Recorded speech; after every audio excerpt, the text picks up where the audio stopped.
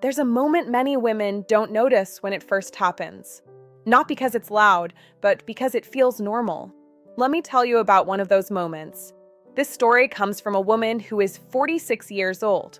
She didn't describe a crisis. She described a pattern. And that's what made it powerful. She said, "I was at work, speaking in a meeting. I had prepared. I knew what I was saying. And still, I heard myself say, 'Sorry, this might be a stupid idea,' but..." The room went quiet. No one had interrupted me. No one had challenged me. Yet I apologized just for taking up space. She said it wasn't the first time. She apologizes when she asks a question, when she expresses an opinion, when she sets a boundary. Even at home, I say sorry before I say what I need, as if my needs are an inconvenience. She wasn't ashamed. She was tired.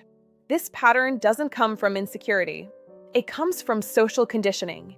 Many women are taught early that likability is safety. So you soften your presence. You preempt rejection. You apologize before anyone has a chance to disapprove. Over time, the apology stops being about manners. It becomes a way of saying, "Please don't be uncomfortable with me." Here's the first thing that woman worked on and what you can practice too. Notice where the apology appears, not the obvious ones. The quiet ones, "Sorry to bother you, this is probably silly, I'm sorry, but I just feel," those are not apologies. They're self-erasure in disguise. Don't try to stop apologizing altogether. That usually backfires.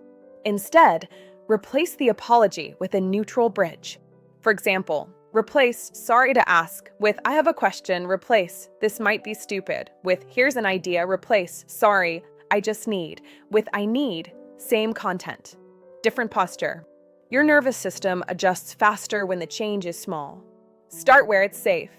At the grocery store, on a phone call, in a casual conversation. State something without softening it. No explanation, no apology. Not to prove anything, but to let your body learn that the world doesn't collapse when you exist plainly. That woman didn't become rude. She became clearer. And clarity doesn't push people away. It shows them where you are. If you've been apologizing for being present, it doesn't mean you're weak. It means you learned how to survive by shrinking. And survival strategies are allowed to retire. You don't owe the world an apology for your voice. It's already allowed to be here.